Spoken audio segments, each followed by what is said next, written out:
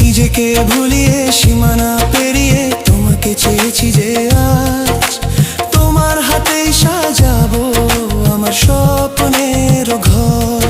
আমি তোমার প্রেমে পড়ে দুনিয়া ভুলে গেছি।